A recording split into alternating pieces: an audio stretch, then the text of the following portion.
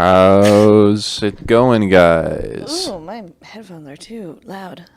Just a smidge. That was weird, Is not that going better? straight into the news. Yeah, I think Charlie, while he was talking about his shark repellent, cut a little into the news, so we'll just skip past it. Okay, that makes sense. I was Yeah. wondering. I do think the bat shark repellent is probably the best tool, to be honest. The Batman It's shark just repellent. shark repellent with Batman's face on. Well, not his face, but his symbol on it. Maybe his face. It never probably would. specifies what it looks like. It's got to be have his face on it. So Probably. anyway, we are the Dank History Show. Yay. We talk about Dank history. I am Bradley Cooper, and Oh, I'm Katie Cooper. Sorry, I got distracted. she's the Valkyrie of this show. I wish, And I I'm wish. Thor of this show. Oh. Yeah, I guess that works. Yeah. It's better than being Brad's wife and having 11 years of service. I'd rather be the Valkyrie. Yep. So we got a lot of stuff to go over today, and we're going over. It's a lot. It's like 5 pages. So we're going to talk about something interesting today that not a whole lot of people know about, and that is we're going to go over early Christian church history. Yeah, I don't know a lot about it. It seems like a dead period for a lot of historians. Yeah, and so just to give you all some context, I'm not going to be saying if any of this is like, I'm not going to be making truth statements about religion this episode. I'm just going to be talking about the history, just so y'all know about that. So, but this is a period of history that not a whole lot of people know about, whether you were raised in a Christian church or not. And there are a couple of reasons for that. One is just it's so far removed from us. And another is a lot of people kind of start counting their history from when, say, for example, their denomination was founded, or just from American history, because That's fair. people kind of start think of the beginning of their history as beginning with America. I mean, to be fair, this was so long ago. Yeah, it was about 2,000-ish years ago. Well, not quite. Give or take. Yeah. So this is one of the most neglected parts of history, and chances are, unless you have seeked out this information, you would have never heard of all these names. Like, I'll just give a few examples. Tertullian, Origen, Clement, and many, many, many others. I've heard of Origen because you mentioned him a few times, but that's because we talk Yes. about this stuff a lot. The only name that someone might remember off the top of their head is Augustine. Like, have you ever heard that name before? Yes, yes. Like, have you ever heard, like, Confessions of St. Augustine? Yeah, yeah. Yeah, because, and there's actually a reason for that, and that's because in Western civilization, Augustine's work was considered so important, and it was used by so many of, like, I don't know if I want to use the term founders, but people who were influential in Western European society, like Martin Luther, John Calvin, even Benjamin Franklin, and the others. His ideas had that much influence. That's why we remember him and not these other people. Right. Well, I think it's interesting that you called them the founders when this was thousands of years. Well, like 1,000-something years after the very beginning. Yes, I would So call them the that's- founders of their own groups. Of their own group. Okay, not Yeah. the founders of modern, I guess modern Christianity? Yes, modern Christianity, Okay. modern Christian practice. So, if you were raised Christian, or if you even live in a country that has been touched by Christianity anyway, you have been impacted by the decisions, teachings, and morality of these early church pioneers from 2,000 years ago, Okay. whether you think it or not. And we're going to explain later some of the ways that happened. And in many ways, some of what they taught still impacts even Christian theology and government today. Interesting. So today, to give you some context, we're going to talk a little bit about early church history from 100 to 300 AD. Now, this was the time period where early Christianity existed mostly within the Roman Empire, and it was not a legal religion, as many people know. And it was legalized around 313, so we're going to be discussing the period before that. And we're going to talk about some of the controversies they faced, some of their opponents, some of their specific teachings, some of which are still taught today and some aren't. And also, probably, we're going to talk about their influence on the world around them, especially the Roman Empire. So, for some context, we're going to get into the very beginning. So, Christianity got started in the 30s because, guy named Jesus, you know Like the the story. literal 30s, not like we think of the Great Depression, 1930s. It's literally 30. Yeah, yeah, the 30s, literally 30s. Literally 30s. Yeah, it wasn't. There wasn't a roaring 20s before these 30s. We should do something about the 20s next Yeah, year. it's the 2020s. It's gonna be dope. You want to go dancing? Yes, I want to dress up as Tommy Maguire from the Great Great Gatsby Gatsby. movie, which a lot of people didn't like that one. I liked it. I don't remember it. I do remember the first one, though. Come on, it had what's his name? Leonardo DiCaprio in it, Yeah. And doing this thing. that one girl who played Daisy. Yeah, She's in Doctor Who and Pride and Prejudice. I really can't remember her name, but she's very recognizable. Yes. Anyway, so it began in the 30s, and it quickly made its way around the Roman Empire. But initially, it was mainly sort of stayed within Jewish circles. But it did especially flourish among another group, and that was a group called the God-fearers. And let me explain what that was. So, the Jewish religion, in our time, we don't think of it as a very missionary focused religion because they don't seem to really send out, missionaries to make converts. But it was a little bit different during this time period. The Jewish religion back then was known for being fairly missionary heavy. There's even stories in the Bible where Jesus will mention specifically them trying to go and evangelize people and how how does the text go? It's something like he disagreed with them and said that they would go and evangelize these people and make them twice the sons of the devil as they were. Is that how it goes? I'm not sure which one you're talking about. There's a verse where he says you'll travel 100 miles across the sea to make a convert, only to turn them into twice the son of the devil that you are. Hey, you've heard that one, right? I actually have not. You've never heard that one? Huh. Where is it from? It's from one of the Gospels. I couldn't tell you which one. Interesting. Yeah. What? Okay, so say that one more time. Okay. You will go long distances to make a convert and then turn them into twice the son of the devil that you are. Interesting. I am Googling this right now. I've Yeah, actually never heard of I'm this. butchering how it's actually quoted, but so there were a lot of people who were influenced by the Jewish religion, but they weren't entirely on board with everything to do with Judaism. And this group was known as the God-fearers. And the reason why they probably didn't make the jump into full Judaism is for a very practical reason, and that's circumcision. Ugh. Now, circumcision today is much more of a clean process. It's usually done when someone's It's in a Matthew. Matthew. Hold on. This one. Is it you travel over the land and sea to win a single convert, and when you succeeded, you'll make him twice as much a child of hell as you are. Yes, that's the Okay. one. That's the one. Matthew 23:15. Yep, that's the one. Okay. I'm surprised. I've either never heard of it or never understood what it meant. Have you ever read through all the Gospels? I've read through Matthew. Yeah. Well, I guess there's certain verses that just kind of, sweep past. I do it too. But it's been a while since I've actually gone from end to end. Yeah. I'll have to try that again. Yeah, we'll have to do that. Interesting. So, circumcision. So, By the way, circumcision. So, obviously, there was no real anesthetics, and especially if you're an adult male to It's painful. Go under the knife when you're that old. Not too many people like to do that. So, a lot of people just kind of stayed outside. They're like, we're kind of interested in that, but, we don't want to make the full jump. And they were also interested in sort of many of the Jewish morality because they didn't really like the Greek and Roman gods, because Greek and Roman gods seemed very capricious and very, human-like, very violent. So they were drawn to the Jewish religion.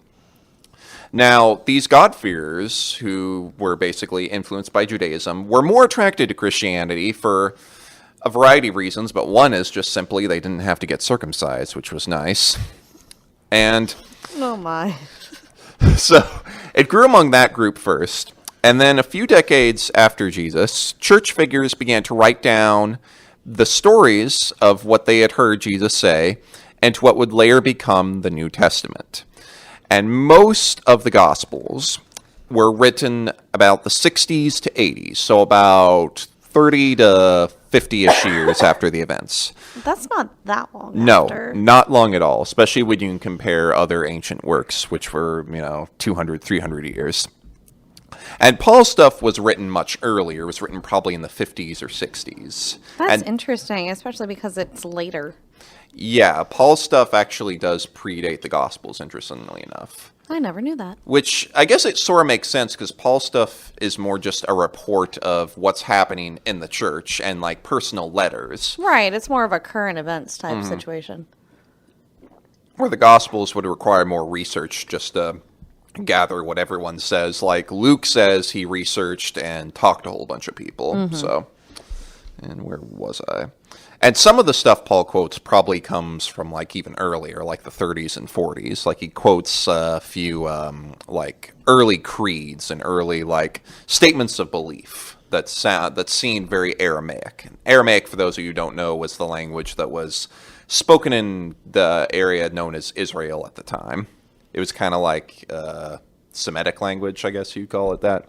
Something like that. So anyway. And there is some debate over when stuff was written. And this, for some people, this is really boring, like what time period it is. For some people, it's really exciting, but I have to talk about it a little bit. So some people do claim that books like 2nd Peter and Jude were written much later, like the hundreds, basically. Now, as for me personally, I tend to go with the more conservative position of when most of the stuff was written. And by conservative, let me just say that has nothing to do with politics. It's just simply when do you think a certain thing was written. So the conservative estimate is a little earlier, and so I think most of the New Testament was probably finished by 95 AD, with the Book of Revelation being the last one written. And actually, almost all scholars agree Revelation was written in 95 AD. So. Okay, it was by the Apostle John, right? Yes, John the Apostle. He would have been so old then. Yes, that's why there is a theory that the John who starts writing it isn't the same John. That's a different one. So how did it finish? Well, it would have been just another guy named John who was well known, who had this experience. Now, early church history, like this is where we get a lot of our information. Like a lot of the books in the New Testament don't have an author, like it won't say who wrote it. And a lot of what we say the authors are what the early church said they were. So nobody knows for sure. Nobody knows for sure. Now, Revelation, the way we determine authorship is really hard and really interesting. But one way we determine is we look at, okay, who was the earliest person that said this guy wrote it? And for Revelation, all the earliest people said John the Apostle wrote it. So that's why. I mean, it's not beyond the realm of possibility for him to be that old. No, not at all. And especially because if people made it past like 20 or something like that, they could normally live about as long as we did, assuming they didn't get the plague or something. Oh, the plague. Yep.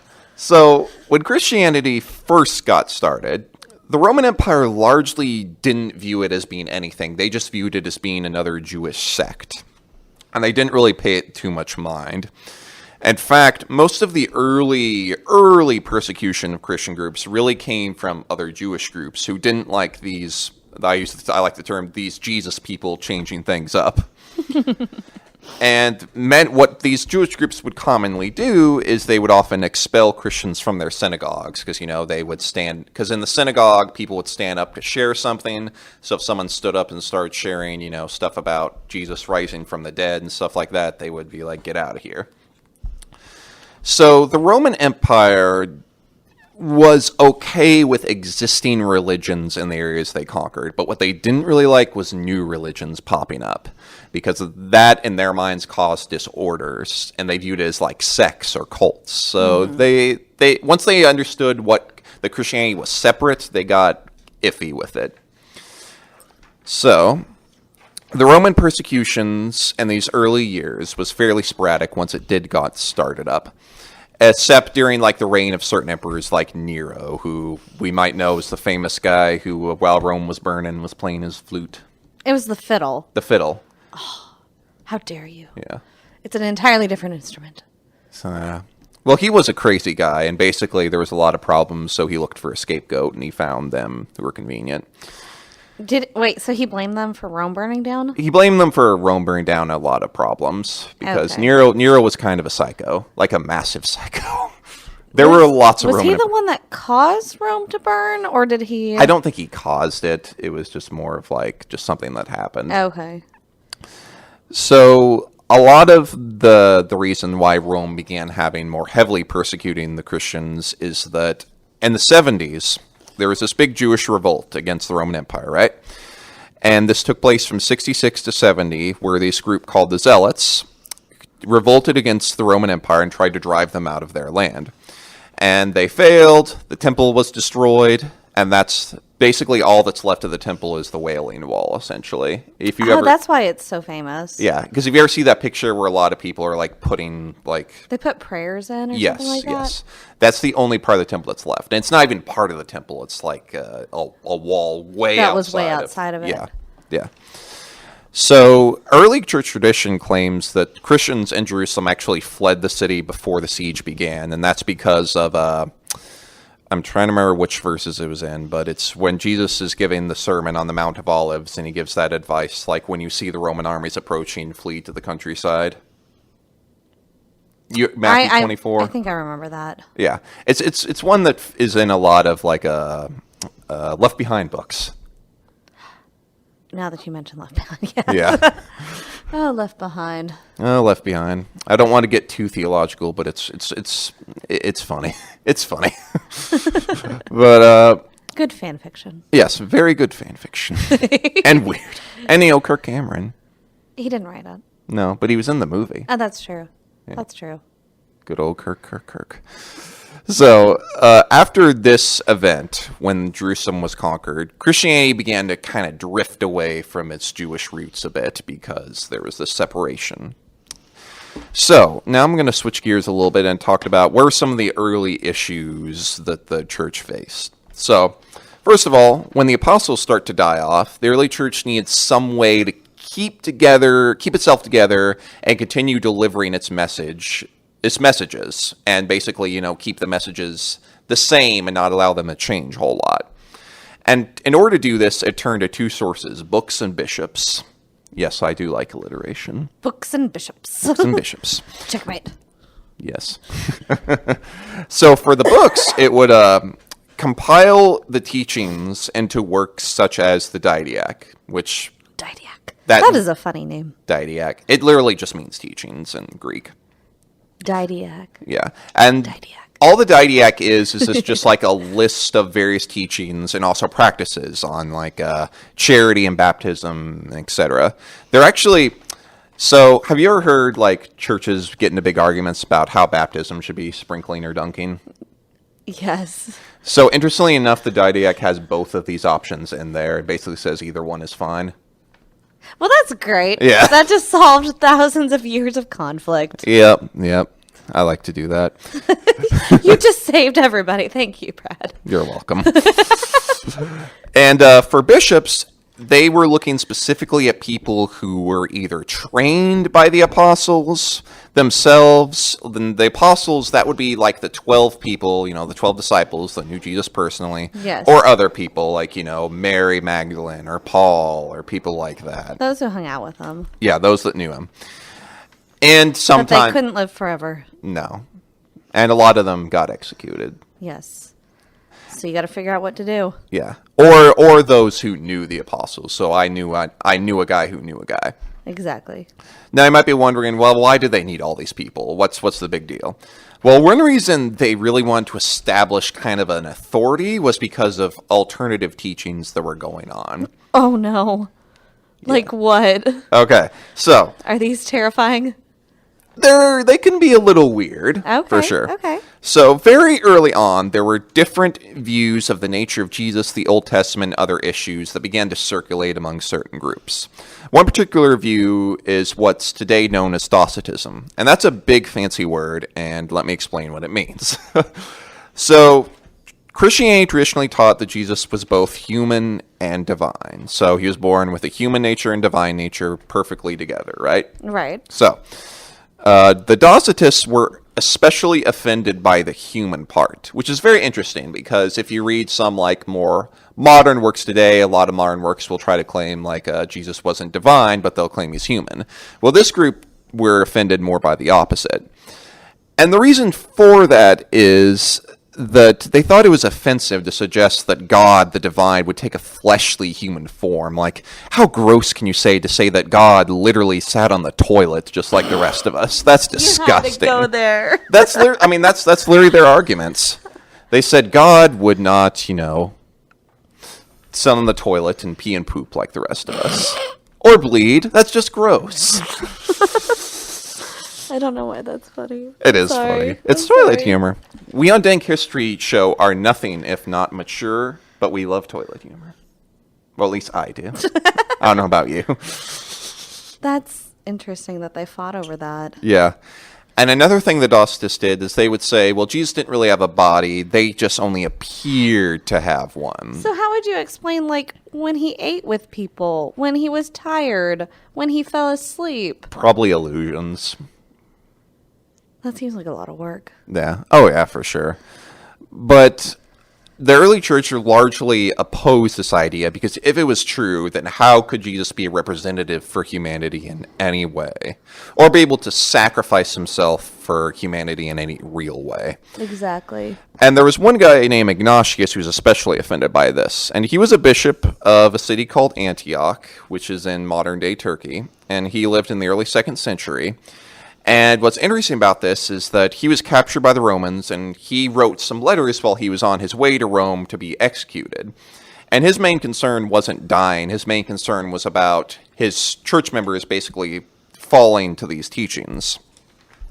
So he argued one way to counter these teachings is he wanted to establish a more firmer hierarchy. So he said, you're going to make sure a bishop is at the scene for every baptism, marriage, or special event, or communion.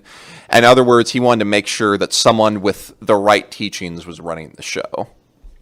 Which, kind of makes sense. I mean, in colleges, you want to make sure the people teaching it actually know what they're talking about. Yeah, it's fair. It's fair, It's fair. You want to make it official. Yeah.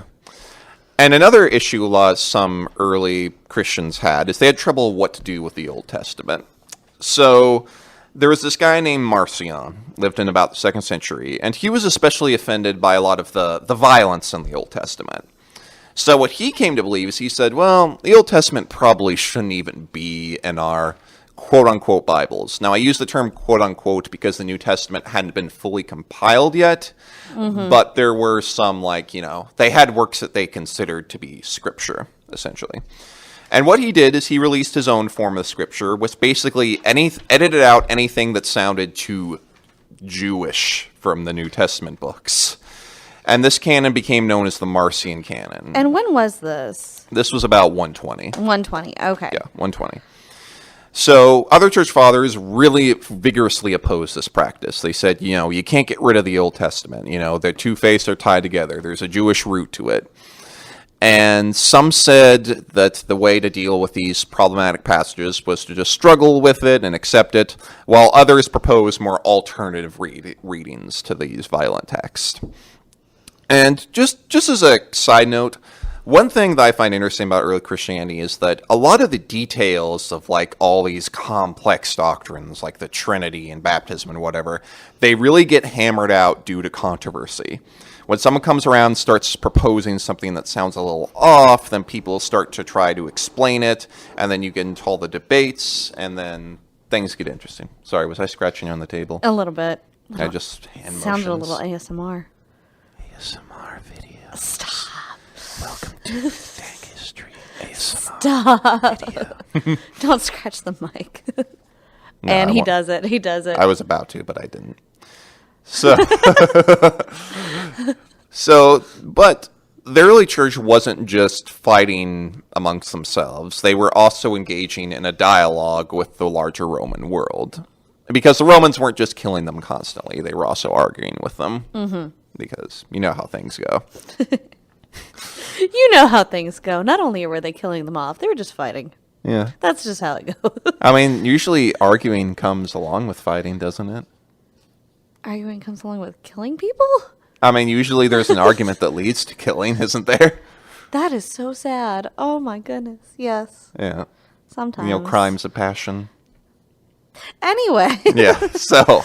Okay. So the Roman world itself had a variety of responses to early Christianity.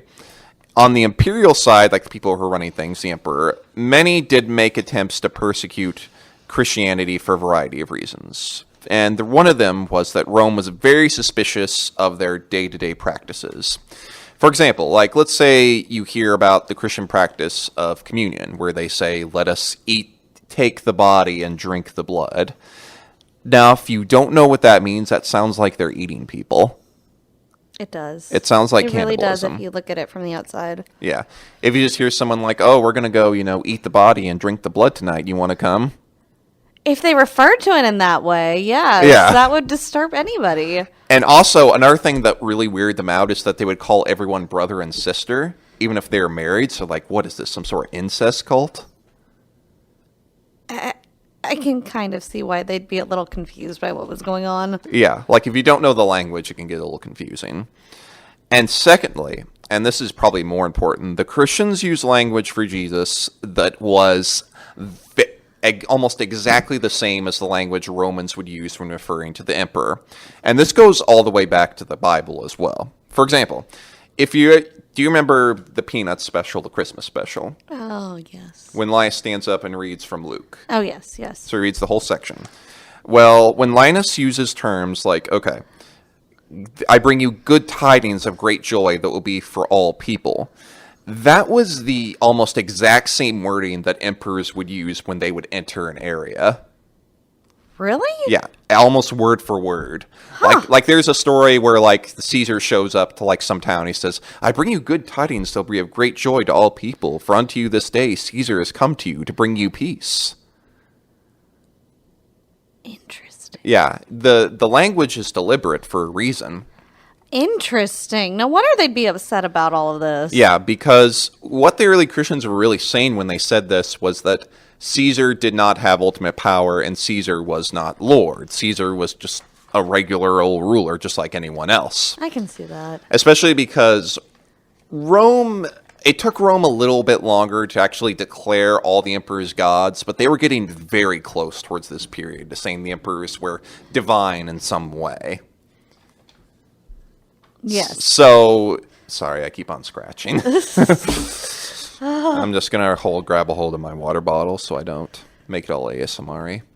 But then again, that could I don't know why it's bothering me. Like, it's not like nails on a... Yeah. I don't know why it's bothering me. Well, you know how it is. And another thing is that the Christians wouldn't offer incense to the emperor because they considered that worship, so then the Romans didn't like that either. I can see why they wouldn't like that. Yeah. So the Romans would persecute the Christians for all these reasons, but at first it was pretty local and erratic, and the Roman officials often didn't know what to do with them. For example, we have a letter written by a governor named Tacitus to Emperor Trajan in the 110s saying, what are we going to do with these people? I don't know who they are. I mean, they don't seem to be that bad, but they also say all these things, and they don't seem to, honor you as a god, so what are we going to do? Now, that was the imperial side. On the philosophical level, many Roman intellectuals complained about the type of people the church attracted. The type of people? Well, that's Yes. not elitist. No, not at all. There was this philosopher named Celsus, and he said, Christianity... Celsus? Wait. Celsus. Like Celsius? Something like that. I don't think he inspired the wording of Celsius. It looks like Celsius without the I. I might have misspelled it, though. That's interesting. But Keep going. Okay. So he said Christianity only attracts women, slaves. Rude. Yeah. The Romans were misogynistic. Extremely misogynistic. Oh, I'm not happy. No. I'm glad I didn't live during ancient Rome. No. Another thing he complained about is he said early Christians weren't good patriots because a lot of them weren't willing to kill people and often didn't serve as soldiers. So, two prongs of attack there. Now, not all the Romans, the people in the Roman society were offended by Christianity. Some of them were actually kind of impressed by them. For example, when Christians we brought in to be fed to the lions in the Colosseum, because that would happen occasionally. Now, it didn't happen. From what I understand, it didn't happen as often as we're thinking, but it did happen. No, it was probably maybe every once in a blue moon. Okay, And but it still happened. Yeah, and they tended to be people who were very influential. there was this one woman who was fed to the lions, but she was from a very wealthy family, I'm pretty sure. Okay, so it was more of a statement than actually raiding villages and taking people and Yeah, it was more like, sending them to let's the kill the lions. leaders and see if they go away, Okay. which they didn't. And when the people there in the Colosseum would see how courageous they were, many became interested. They're like, okay, why are they so courageous about this? And this led one early church father named Tertullian to say, and this is a quote you might have heard before, the blood of the martyrs is the seed of the church. I feel like I've heard it before. Yeah, it's quoted in some things occasionally. Mm-hmm. Many more, however, were drawn in just by some of the ways the Christians would behave. For example, this early church historian named Eusebius records that during plagues, which would strike cities occasionally, most of the people would just run away because you don't want to get sick. Oh, yeah. However, I mean, that still happens today. If anybody gets sick, you're like, stay away from me. yeah, stay away from me. Especially plagues, which just seem to sweep through and kill everyone randomly. There's nothing you can do about it. However, many Christians, and not all of them did, I'm using the firmest examples, the best examples, I guess you could say. They tend to stay behind and try to help the sick by bringing them food, water, and, just keeping them comfortable. And this, in turn, actually did probably help save a lot of lives, because probably a lot of people died just because they were kind of left there. Like, if you're sick and you're not getting water and, just basic care. It speeds it up. Yeah, it speeds it up. And in addition, many Christians also grew by, they would tend to pick up abandoned children, especially abandoned babies. And we'll talk a little bit more about that in a second. So I'm going to switch gears here. We're going to switch gears here away from how Rome responded to them, and more how the early church responded to society and philosophy. So when we say the word early church, I don't mean it as like this one organization, because it was by no means homogenous. There were all sorts of groups everywhere. It had many people in it with many different opinions spread out over the entire Roman Empire, and also beyond into places like Persia, India, and Ethiopia. Now, there were two different types of people who would respond to Roman philosophy. And the first group really embraced the idea of Greek and Egyptian philosophy in a very odd way. Wait, Greek and Egyptian philosophy, so they added Zeus onto everything and like Egyptian gods, or? Well, it wasn't quite like adding the gods. It was more just the ideas and some of the religious symbolism. Okay. And this group was known as the Gnostics. Oh, the Gnostics. Yep. And they had a couple of very odd and interesting ideas. So the first idea they really had is they really were not a big fans of the world, the created world. In fact, they believed that the physical world, what you and I can see and feel around us, was a mistake. A mistake. It was a mistake. So wait, what about themselves? Were they mistakes? Their physical bodies were mistakes, not their souls or Their spirits. souls. Okay. Their physical bodies That's are like... a really sad way to live your life. It is. And one reason they thought of that is that they answer the question of why is there evil in the world by saying, well, it's not about us, it's the world itself that's evil. Huh. So that was kind of their answer to the question. And one of their teachings was they claimed that the Jewish God, the Old Testament, they believed that was an entirely separate being from Jesus in the New Testament. And they would call him terms like demiurge and Yaldabaoth. That's a name. What does that mean? Demiurge means like worker. Yaldabaoth, I'm not exactly sure what it means. It sounds like sort of a corruption of Yahweh, like the Jewish name for God.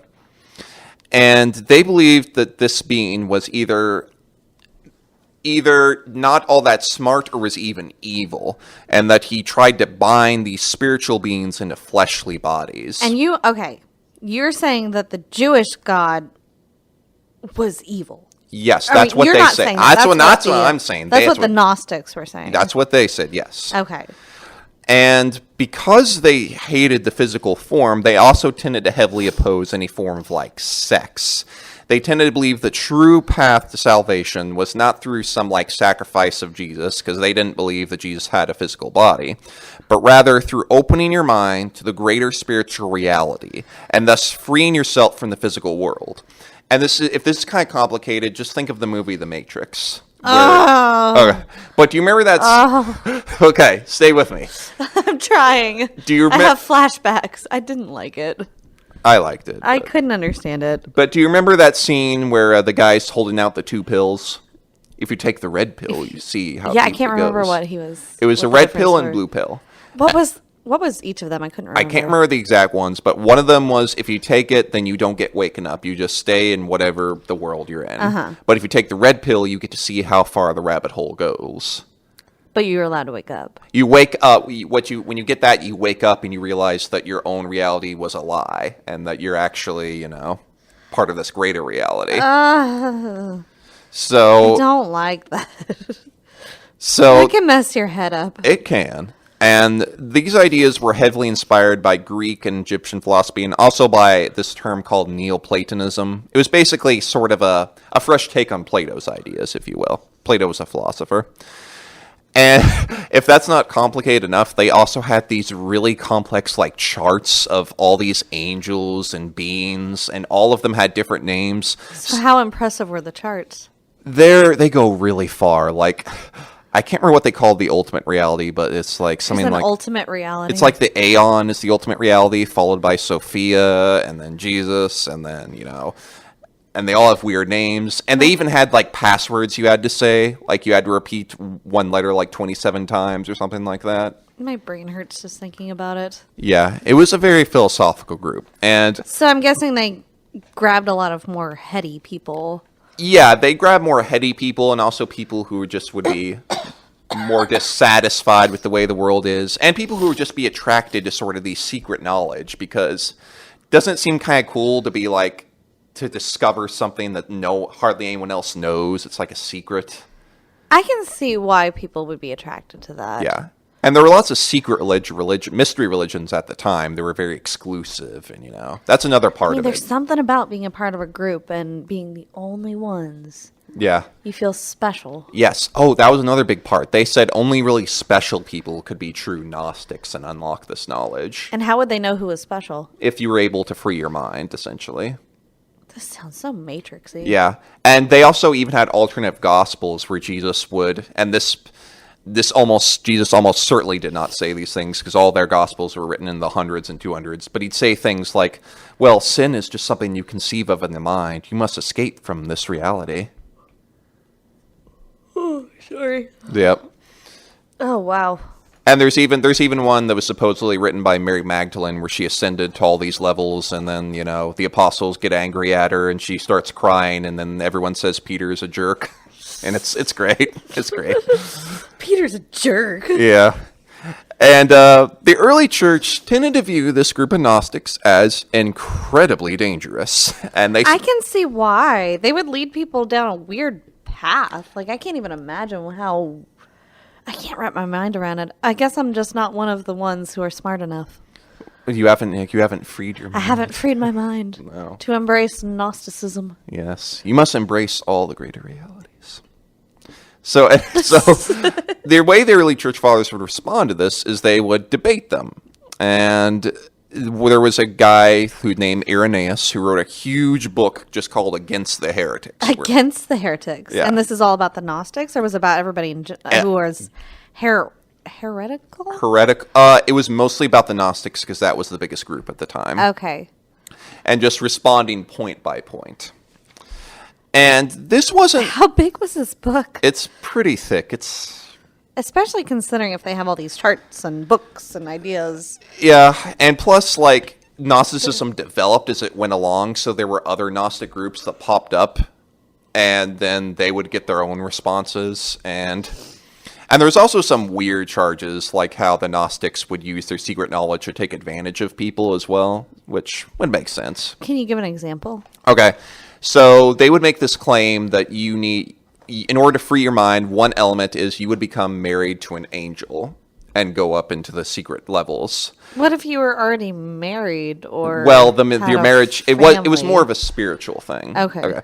So there were people who would be and this is something early church fathers said they did, so we don't know how true it is, but they would claim to vulnerable women, hey, I can show you the greater knowledge, but you have to come back with me.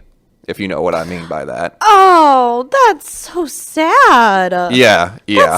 That's toxic. Oh, yeah, for sure.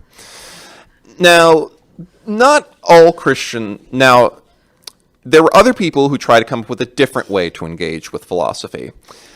And one group, for example, said, well, let's just reject philosophy wholesale. Like Tertullian, and I've referred to him before, but he was this Latin lawyer who converted to Christianity. He said, I don't like any of that philosophical stuff. It's all nonsense. And he famously said the quote, what does Athens have to do with Jerusalem? And by this, he meant that Jesus had nothing to do with Greek philosophy and Christians should just ignore all that worldly stuff. And this is almost kind of similar to how, a fundamentalist would respond. If you've ever heard, don't go to college because, that's bad. But there were other responses. For example, there was this place called Alexandria, Egypt, named after Alexander the Great.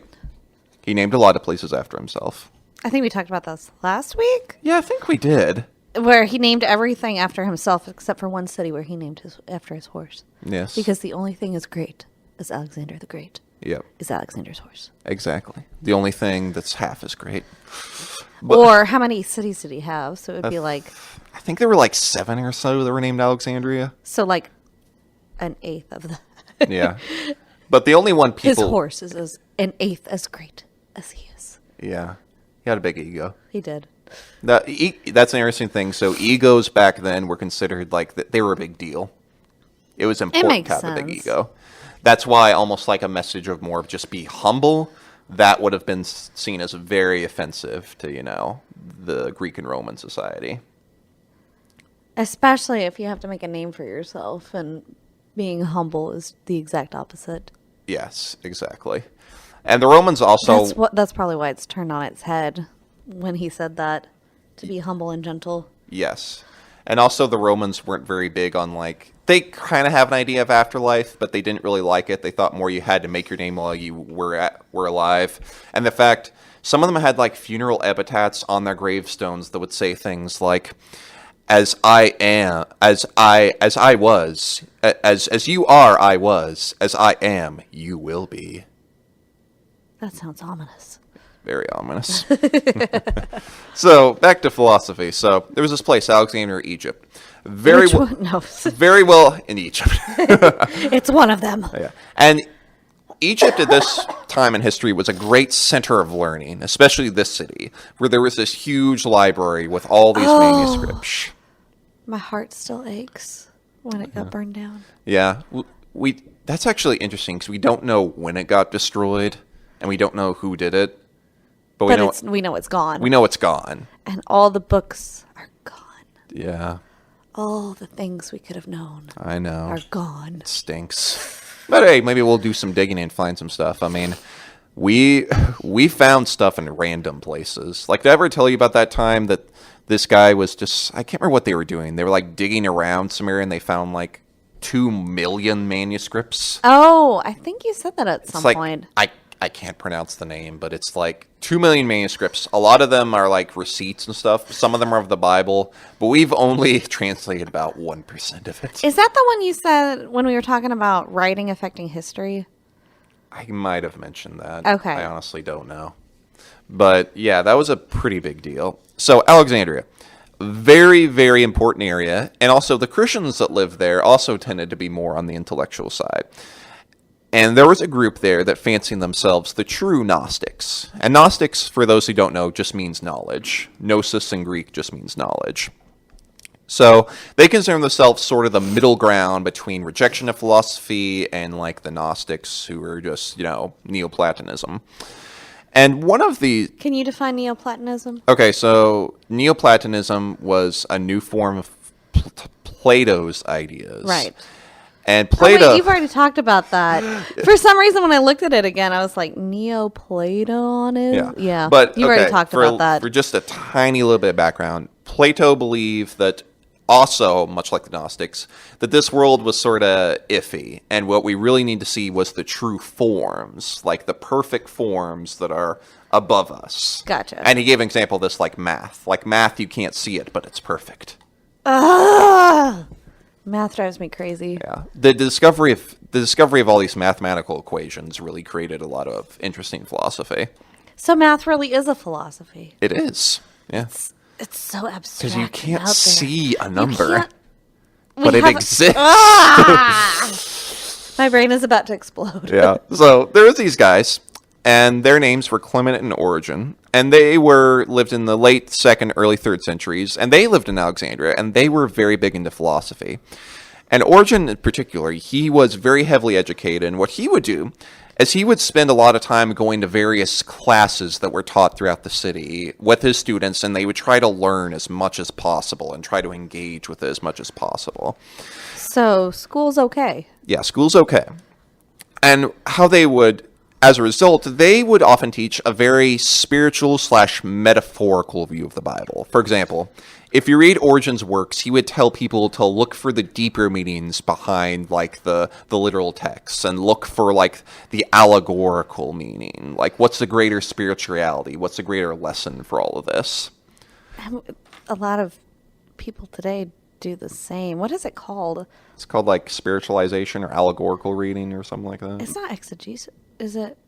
It's not exegesis, it's like eisegesis, maybe? Something like that. Reading it's where into, you read into it. Yeah. Now, he probably wouldn't call it eisegesis. He would probably say it's the true exegesis, but, yeah. Right. And he would, like, he, for example, wrote a whole book about, Moses and how, like, all these things represent different things and how we need to live. And even something as small as, like, the pillar of light moving around or something like that.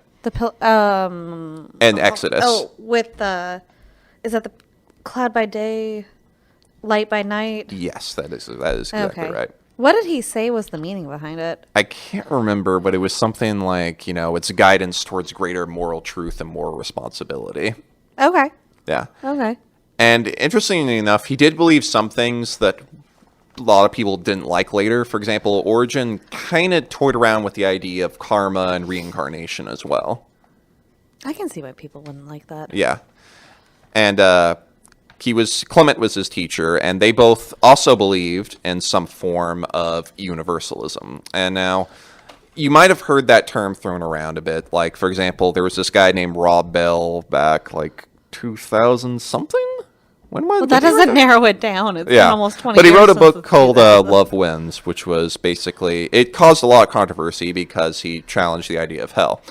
Well, these guys back then, they certainly believed in hell as a concept, and for most of our viewers, listeners, if we don't know, hell is basically a place where you're punished in the afterlife. Mm-hmm. So, they believed that hell was sort of a place of temporary confinement for, like, it's like serving a prison sentence. You go there, you serve your time, then you get out, and you get into heaven once you've been rehabilitated. So it's more like the Catholic view of purgatory or something like that. Yes, that's correct. But like purgatory is just waiting, isn't it? Yeah, purgatory is just Whereas waiting. they believed that you actually had to be punished. Yeah, it was some sort of refinement. Okay. Refinement, something like that. Origen, interestingly enough, even believed that the devils and demons would also be refined. Most of the other universalists didn't believe that, but he did. So that was sort of like the three different responses everyone had to all these Those are different issues. such different, like completely opposite responses to, because you've got the one group that's all heady. You've got the one group who's like, who's like, no, we're just not going to look at philosophy. And then the other group was like, no, let's actually research this and figure out what's actually going on. Yes, and that's just, a lot of that's because of where they lived and what their circumstances were, because, all of us, to quote that meme, all of us live in a society, and we have to engage with it in some way, and the society is going to affect us in some way. That's true. And we can choose to reject certain aspects of it, but we're still going to have to engage and explain why we reject and accept certain elements of that. You are kind of a product of where you live. Oh, yeah. Nobody's kind of isolated in a bubble. Oh, yeah. No man or woman is an island. Yes. So one of our last major points is we wanted to talk about what was really the true impact of this early Christian society. Like, how did it influence the Roman world and change the Roman world? So This is actually kind of difficult to do because the legacy is still unfolding even today. And what's interesting about them is that the further we go along in history, in some ways we see that they were more progressive than their society, but in other ways they were more traditional. For example, they tended to be very traditional when it came to things like, sex, but they were more progressive when it came to things like money and, sharing with others and, taking care of others. And one way they really had an impact was they really brought influence. They really encouraged charity, healthcare, and good works. And here's what I mean by that. The Romans weren't very big on charity. If they gave to someone, it was either sort of like, you're my patron, or, well, I expect something back from this. Okay. Whereas the early church really sort of integrated that into their values because they said, well, Jesus told us to do it. And that was part of their charity. But another thing they did was with really trying to offer some form of health care. For example, hospitals at that time were mainly just for like the military. There really wasn't a whole lot of like places to go if you got sick. You basically had to just deal with it. Yeah, or hire an expensive physician or whatever. Did they have any like apothecaries or anything? Oh yeah, I'm sure they did, but that wasn't really the same as like, actually going to the hospital and getting help. And actually, after the Roman Empire legalized Christianity, the very first hospitals were set up as sort of like charity foundations, essentially. Is that why there's a lot of hospitals today that are named after like saints and different religions? Yes, exactly. And a lot, especially like in the medieval society, like most hospitals are run by monks and nuns and stuff like that.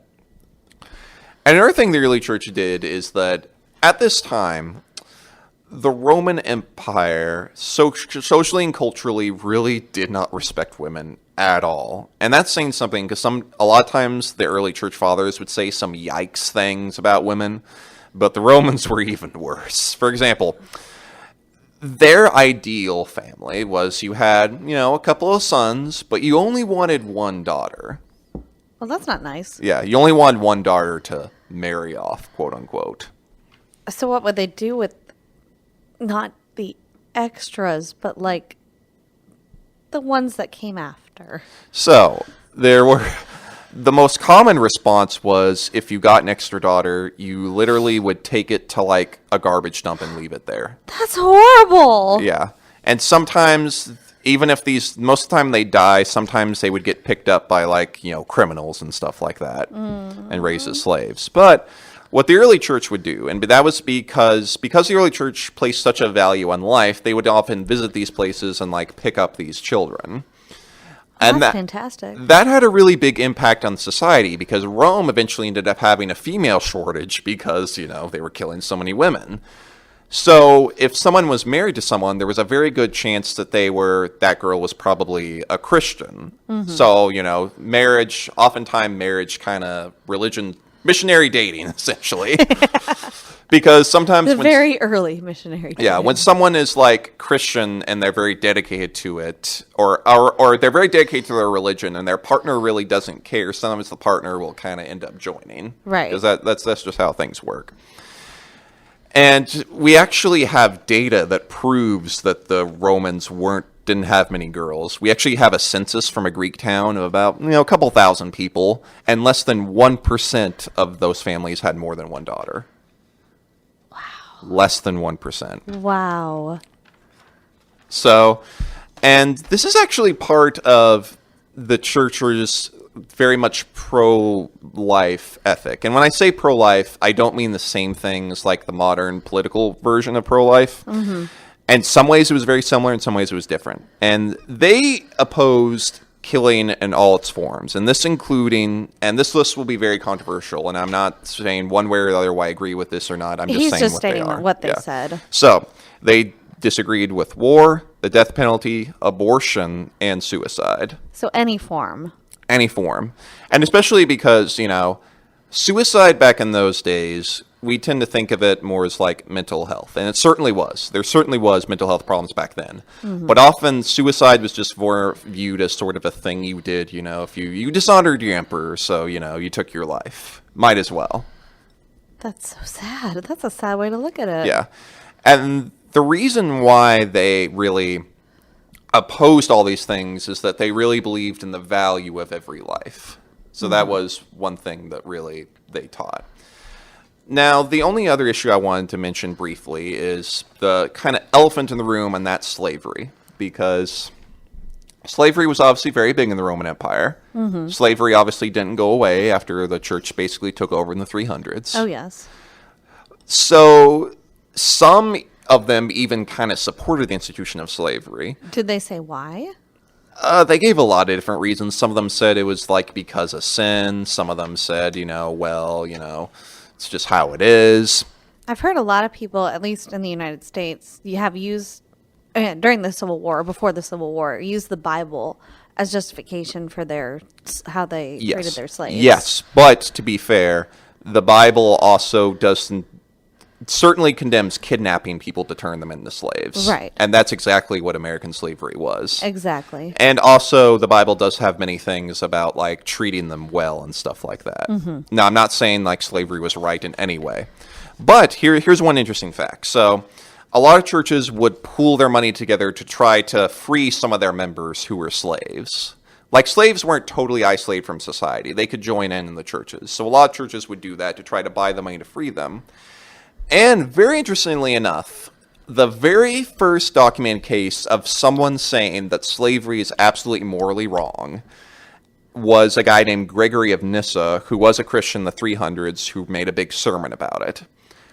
What's very interesting about this is that this is the first, at least written case of someone giving a reason that slavery by itself is wrong. Interesting. Some people would say things like, well, certain forms of it are, or they just say like, well, it kind of sucked being a slave, but whatever. This is the first time that slavery is called out for being evil, which it is. And one of the logic behind this is that if Christ makes us all equal, then there really shouldn't be slavery. And how can you say to buy someone to own someone's soul? That's deep. Yeah. So that was early Christian history, and we've barely scratched the surface of everything here. Oh my goodness, my brain is hurting. We could literally do an hour-long program about one of these schools of Gnosticism. We could talk for an hour about Docetism. I mean, we barely touched the surface, and that was only like 200 years. Yeah, and I haven't even talked about every single person involved, every person we know of. Right, you only mentioned like a few. I can't count. I'll have to go back and look. Yeah. But there's like 3 on the first page. Yep. 4. So I wanted to thank you all for joining us today. Hope you're able to follow. That was very heady. This was a very complicated episode. Our next episode next week is going to be a little less heady, but a little more sad. We're going to be talking about the Great War. Oh. So be ready for that. For those who don't know, that's World War I, right? Yes, World War I. So prepare some tissues and some tea. Tea. And it'll probably end up being a multi-parter because, there's just so much to The Great War cover. was... it's a lot. Yeah. There's a reason why Wonder Woman used that for their... background. Yes, and there's also a lot of Goonish stories from it too. You were telling me one earlier, and I'm excited about that one. Well, I'm not excited about it, but ready to talk about it. Oh yeah. So I want to thank you all for joining us today. You can follow us on Twitter at History Dank. That's with a capital H and capital